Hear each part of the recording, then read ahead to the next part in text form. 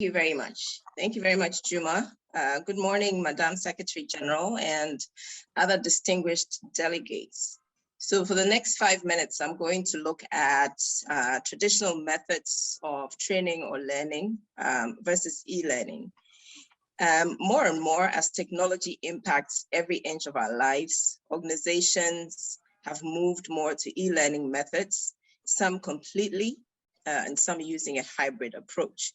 Depending on the organization size, these learning methods can provide significant advantages or provides disadvantages or cons as well.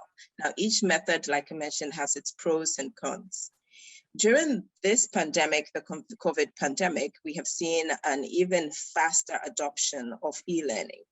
And for us at Vodafone, about 98% of our employees have been working remote since March last year. So this has required that we continue to deliver learning, albeit remotely. And I'm sure that is the case for your organizations as well. Now, let's look at the traditional approach, and permit me to use the CTO HR and ICT conference as an example.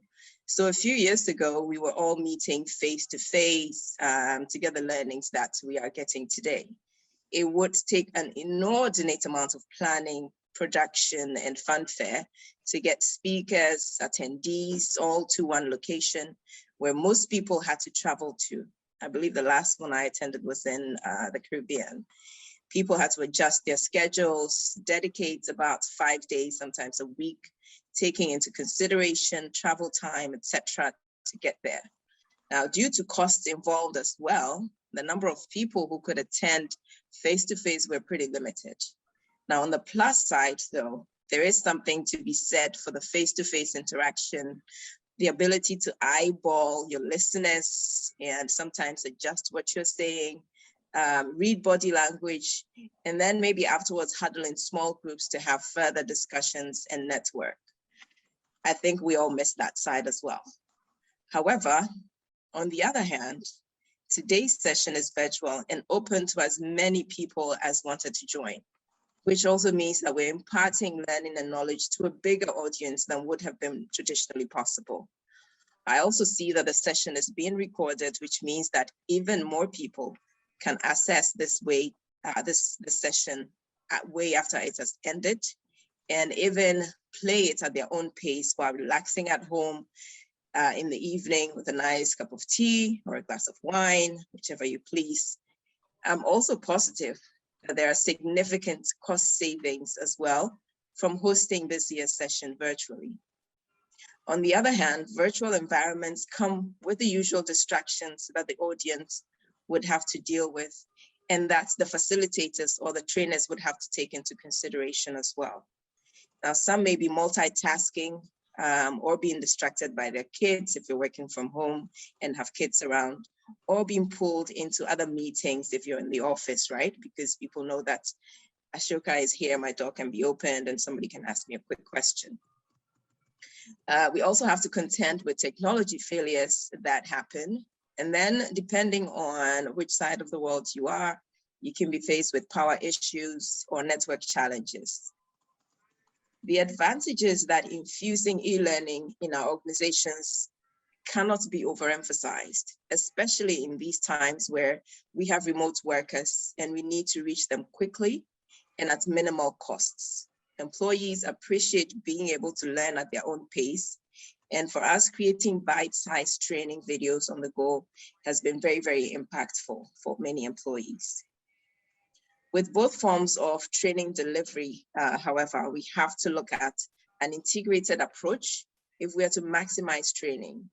An integrated approach basically means that we're focusing on making the connections among the concepts that we're teaching and the experiences, bringing in different experiences so that participants and learners can quickly apply the knowledge that they're getting in the classroom or via online learning and apply it very quickly to novel and complex issues that are facing them in the workplace. There are different ways to ensure that we are having an integrated approach to learning. Some of them include gamification, Gamification not only makes learning fun, it also allows us to bring real world context that makes it easier for learners to connect the dots between what we are learning and actual problems or issues that we need to solve. Another approach is to integrate role playing, asking for real examples from learners that participants who are trying to learn try to solve as they learn makes a big impact as well. Sorry, is everything?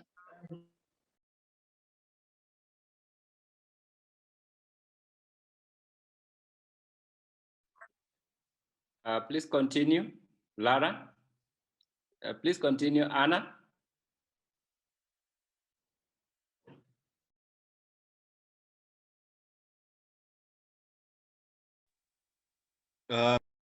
Sorry, Hannah, could you just unmute yourself, please? Yeah, I think I was sorry about that. I was muted at a point. Okay. Let me see. All right, let me just go back a few points. So I was talking about making sure that we adopt an integrated approach to learning and to training. And one thing that we can do is adopting gamification in our trainings. This only not makes learning fun, but it also helps us to bring in real world context that makes it easier for the learners to connect the dots between what they're learning and then the actual problems or issues that they will be going back to solve. Another approach is to integrate role playing. So asking for examples of real problems that participants are facing, and then trying to integrate learning to be able to solve that particular problem also helps them retain the knowledge quicker. The other way as well too is moving to a more facilitator approach versus a lecturer approach, which allows learning between participants. So everybody having gotten the context of what's the objectives of the training program are, bringing in their own thoughts about different experiences and different contexts that they have been through before, also really enhances how we impart learning to participants. And then more importantly, adopting a pool approach that we have found really is more helpful than pushing training out all the time to employees. So for us, I'll give you an example. So last year, we identified 14 digital skills that we decided were core to our future as a telecommunications, a technology communications organization. These included artificial intelligence, robotics, cybersecurity, social media marketing, fintech, etc. Now, with each of these 14 core areas, we then have courses that are available in our Vodafone University, our learning platform, where employees can access modules at their own pace. And we have seen the adoption since we launched this, and we have seen that employees are actually going on there to equip themselves with the knowledge that they need.